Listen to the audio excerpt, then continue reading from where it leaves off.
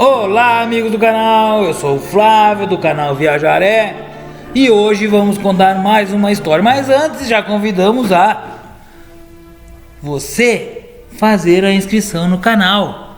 Você pode fazer parte dessa família. Com muita vontade estamos nos preparando para ir até o Alasca, fazendo a volta no continente dentro de um carro. Hoje nós vamos falar um pouquinho do Casario do Porto Geral de Corumbá, lugar muito lindo, patrimônio histórico nacional pelo IPHAN, Instituto do Patrimônio Histórico e Artístico Nacional.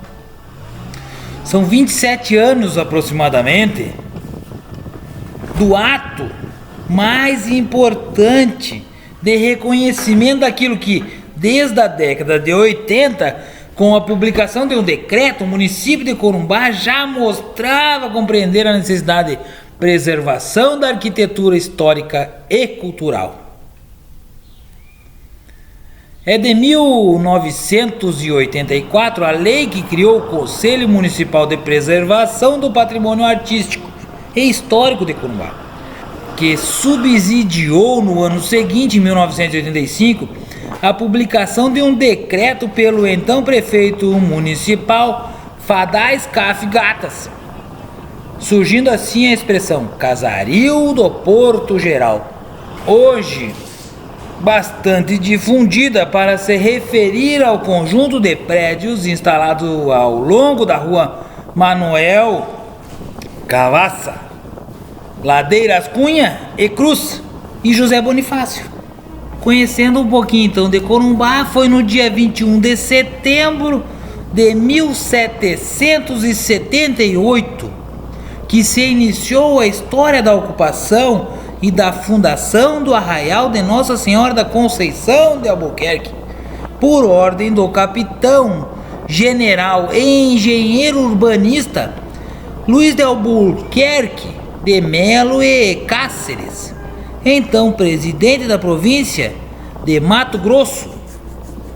Foi assim que nasceu Corumbá, cidade localizada na fronteira oeste do estado do Mato Grosso do Sul, uma cidade colonial brasileira. Corumbá nasceu de uma necessidade estratégica de ocupação da margem direita do Rio Paraguai, que estava sendo ameaçada pelos espanhóis do Prata. Antes de Corumbá, nasceu o Forte Coimbra em 1775 e o Arraial surgiu com um presídio, assim como Coimbra, em ponto estratégico para conter o avanço espanhol e dos índios paiaguás e guaicurus. A povoação de Albuquerque foi descrita por Ricardo Franco de Almeida Serra em 1786 como um lugar de grande pátio retangular, fechado, com casas em roda e um portão frontal com 200 pessoas residentes. Recentemente, o professor Nestor Goulart Reis publicou o livro Imagens de Vilas e Cidades do Brasil Colonial, onde podemos ver duas plantas, uma de 1797 da Mapoteca do Itamaraty e a outra de 1790 do Museu Bocage em Lisboa, além de uma vista em perspectiva de Corumbá de 1790. Corumbá nasceu sobre o signo militar, posto avançado da capitania, e assim lentamente foi se transformando em povoado para, em 1800, ser destruída por um violento incêndio, onde sobrou apenas uma capela. Por volta de 1870, com o fim da Guerra do Paraguai, Corumbá tornou-se muito importante para o desenvolvimento brasileiro e para a ocupação das fronteiras. Quando o governo imperial concedeu isenções tributárias para a importação e exportação de mercadorias pelo seu porto, e é nesse momento que Corumbá vai ter seus dias de glória em termos socioeconômicos e cultural arquitetônico.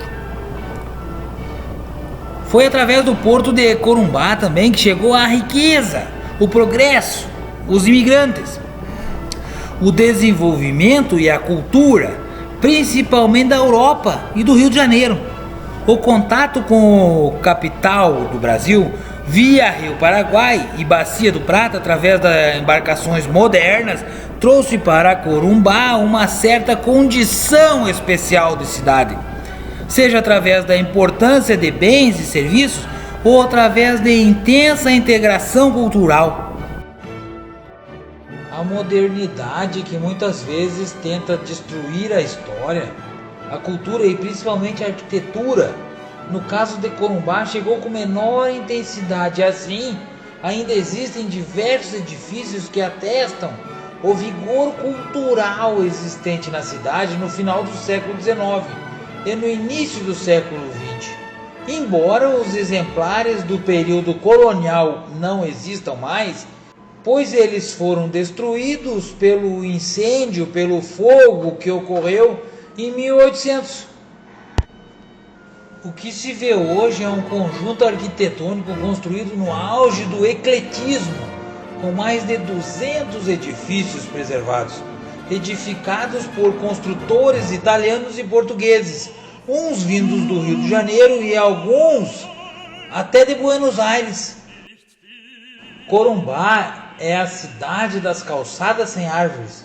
Elas ocupam parte do passeio do automóvel, criando um interessante cenário urbano do imenso calor pantaneiro, com temperaturas no verão que chegam a 40 graus, até mais, de casarões intactos, das ruas de paralelepípedos, das belas portas de Manuel Barros, o maior poeta brasileiro vivo, do artista plástico Jorapimo.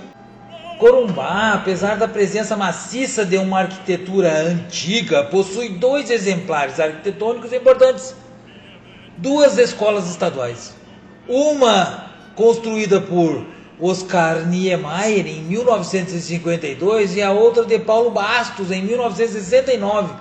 Modernismo puro, manifesto em todos os elementos de arquitetura e de construção. A construção dessa escola estadual tem uma história no mínimo curiosa por conta da realidade política que imperava no estado do Mato Grosso naquela época. A Cidade Branca, como era chamada Corumbá no passado, ela não tinha uma escola secundária no começo dos anos 50. E os políticos do município e pecuaristas importantes pressionaram o governador, na época Fernando Correia.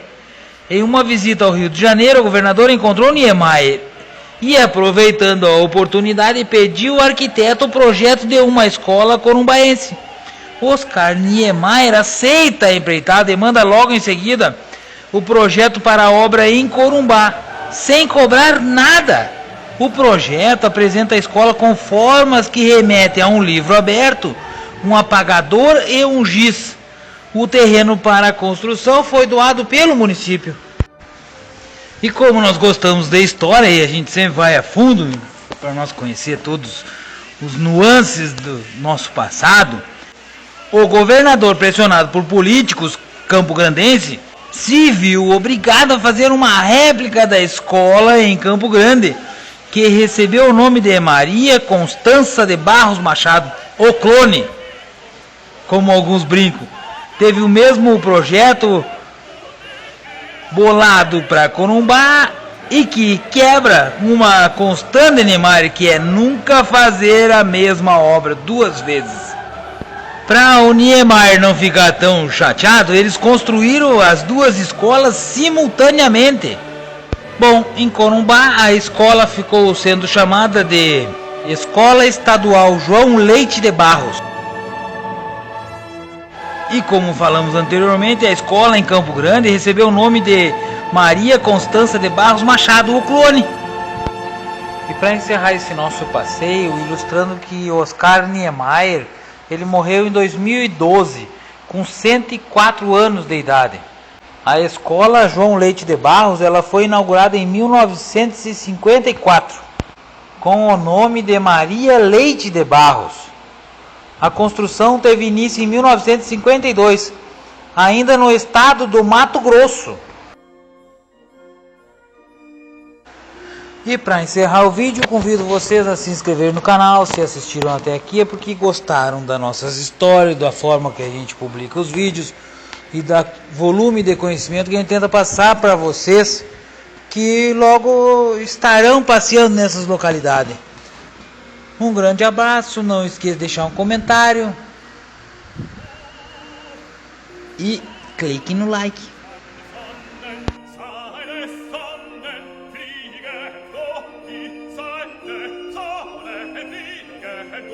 Des Himmels prächtigen Land laufen Brüder